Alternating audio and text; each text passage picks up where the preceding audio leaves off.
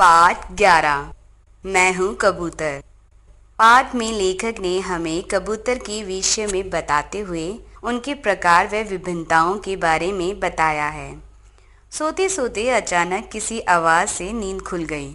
उठकर देखा तो कबूतर कबूतरी का एक जोड़ा छज्जे पर बैठा गुटरगू कर रहा था। मैंने देखा उन्होंने वहाँ अपना घोंसला भी बना लिया था। मैं उनका यह वार्तालाप कुछ देर देखता रहा। इतने में दादाजी भी कमरे में आ गए। मैंने दादाजी से पूछा, यह कबूतर इतना शोर क्यों मचा रहा है? दादाजी ने कहा, कबूतर कबूतरी के जोड़े में यह ध्वनि अधिकतर कबूतर ही करता है। यह इसकी प्रसन्नता का स्वर है। कबूतर शांति प्रिय पक्षी है। इसके इसी शांत स्वभाव के कारण इसे शांति का प्रतीक माना गया है। अपने परिवार के साथ यह खुश रहता है। परिवार की पूरी जिम्मेदारी निभाने में यह अन्य पक्षियों से आगे है। घोंसले की सफाई का ध्यान तो कबूतरी ही रखती है। मेरे मन में कबूतरों के बारे में जानने की उत्सुकता बढ़ गई। मैंने दादाजी से कहा, दादाजी कबूतरों के बारे में कुछ और भी बताइए ना। दादाजी बोले, कबूतर दो प्रकार के होते हैं, पालतू और जंगली। जंगली कबूतर का रंग स्लेटी नीला सा होता है। गर्दन पर हरे रंग की एक पट्टी होती है। ऐसे ही दो रेखाएं दोनों पैरों और पंखों पर होती है। लाल गुलाबी पैरों में चार चार उंगलियां होती हैं, तीन आगे और एक पीछे। इन्हीं पंजों की सहायता से पतले तारों पर बैठे बैठे ये सारी रात बिता देते हैं। जंगलों में सर्वत्र पाए जाने के कारण ही इन्हें जंगली कबूतर कहा जाता है। मैंने पूछा, दादाजी पालतू कबूतरों की क्या पहचान है? दादाजी ने बताया, बेटा पालतू कबूतर प्राय सफ़ेद, हल्के काले, आधे नीले या मिले जुले रंग के होते हैं।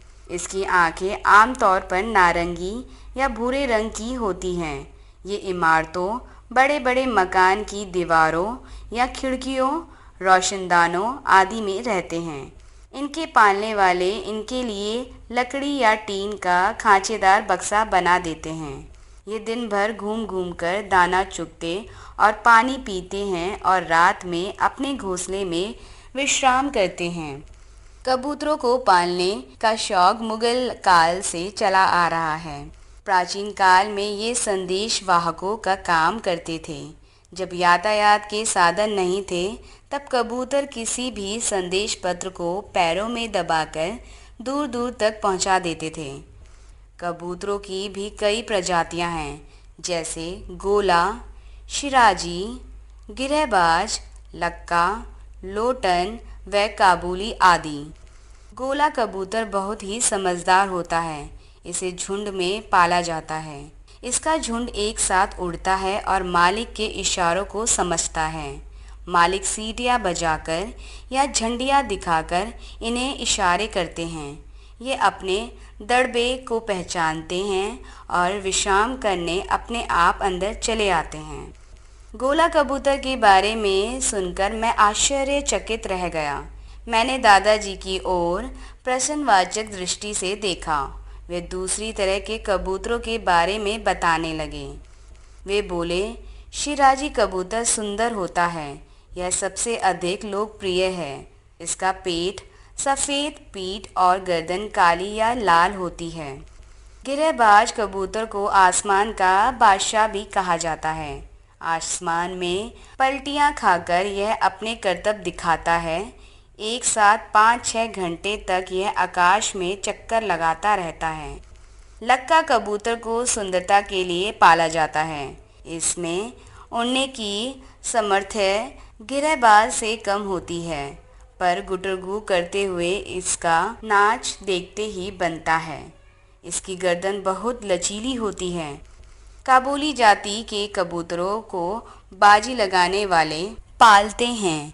सर्दियों में इन पर बाजियां लगाई जाती हैं। कबूतरों को एक साथ उड़ाया जाता है। जिसका कबूतर सबसे बाद में नीचे उतरता है उसे विजयी माना जाता है। काबुली कबूतर 15-15 घंटे तक की लंबी उड़ान भरते हैं। दादाजी ये खाते क्या हैं? मैंने पूछा। दादाजी ने बताया, यह शाकाहारी पक्षी हैं। यह चना, चावल, गेहूं, बाजरा, दालें आदि सभी अनाज खाना पसंद करता है। पालतू कबूतरों की सामर्थ्य बढ़ने के लिए उन्हें भीगे हुए बादाम भी खिलाए जाते हैं। भीगे हुए बादाम छील छील कर सुबह कबूतरबाज अपने कबूतरों को खिलाते हैं।